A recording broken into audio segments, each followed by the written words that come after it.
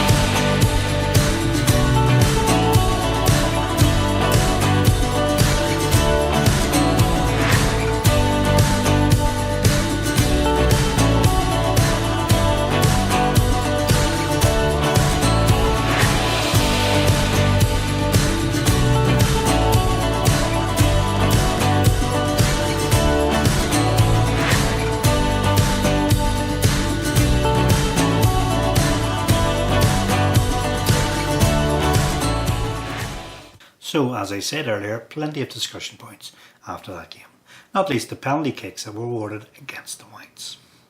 Having reviewed the first penalty incident back a few times now, I have to admit I'm still struggling to understand how a penalty was awarded. For me, there seemed to be very little, if any, movement by James Wright's hand towards the ball, and given the short distance from where the ball was struck and the player himself, I thought the decision was very harsh. That said, I do appreciate the referee was a lot closer to the action than I was on the day.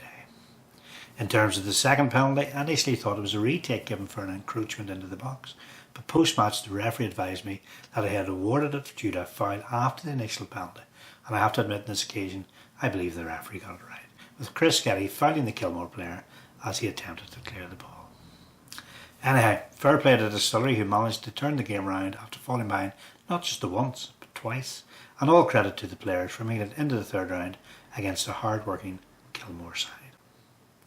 After the game I spoke to LDTV debutant Mark Stewart for his thoughts on the game, and here's what Mark had to say. Mark, congratulations on making it around through to the third round in the Beachy Cup, but a tough match today.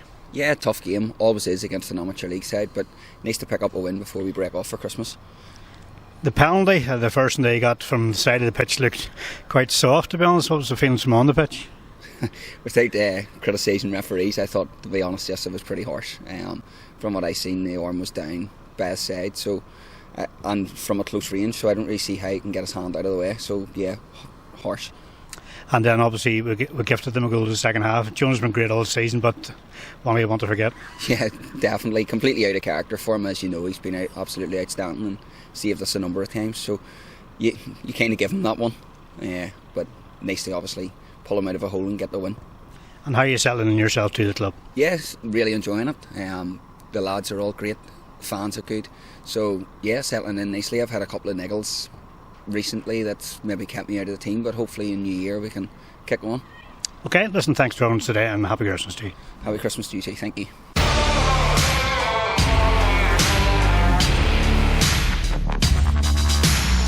Okay, it's time now to hear from the man with the big grey beard. Hands up who thinks we're going to be hearing from Santa. Well, sorry to disappoint you. Unfortunately, we weren't able to afford Santa's fee this year due to cutbacks, so I'm afraid you're going to have to put up with a conversation that I had with Lisburn Distillery manager Stephen Hatfield instead. Stephen and I sat down after last week's game to discuss recent departures and also potential incomings during the month of January. Very interesting conversation, and here's what Stephen had to say. Stephen, first of all, here we are just in the jaws of Christmas. You've been here now since April, around that sort of time. What's been your initial thoughts over the last number of months at the club? I've loved being here, Colin. As I mentioned when I came in, it's a fantastic club to be a part of. Lots of people in the background working very, very hard. Lots of supporters very passionate about the club. And we've got a good squad of players who are working every single week to try and achieve what we set out at the start of the season, which is obviously trying to get very close to promotion and obviously have a decent cup run. And that's why I'm pleased with today's result, obviously, as well. So overall, it's been very positive. I think it's well documented. We could be a little bit better and more clinical going forward. We should be probably scoring more goals than we do on a regular basis. Defensively, I've been very happy on the whole with our progress. So we're getting there. In terms of the playing squad, obviously the last few weeks have seen a few departures from the club. Obviously you'll probably be hoping to add a few come January as well.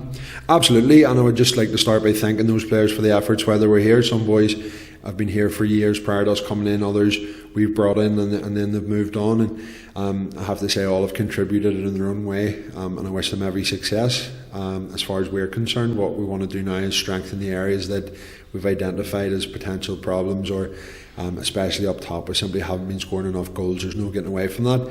So it's important that we bring in a couple of real strong attacking options for us, and maybe strengthen up the midfield slightly as we're light in there.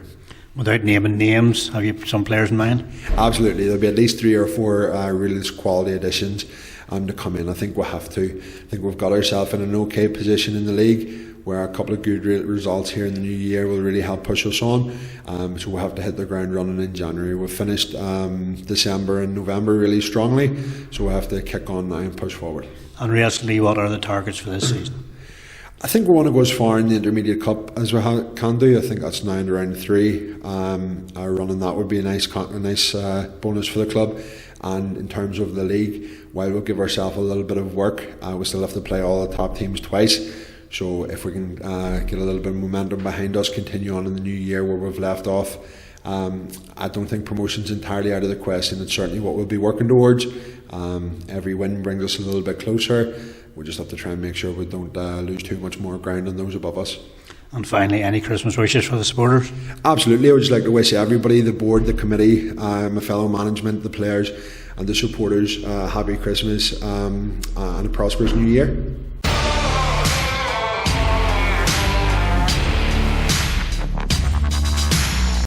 So that's it from this edition of LDTV, which is our final episode for 2019.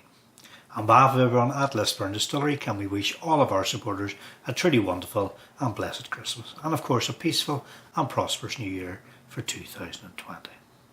Until then, it's bye for now from myself, but let's leave the final word to the players themselves. Happy Christmas, everyone. I just want to wish all the Wade fans a very happy Christmas. Right.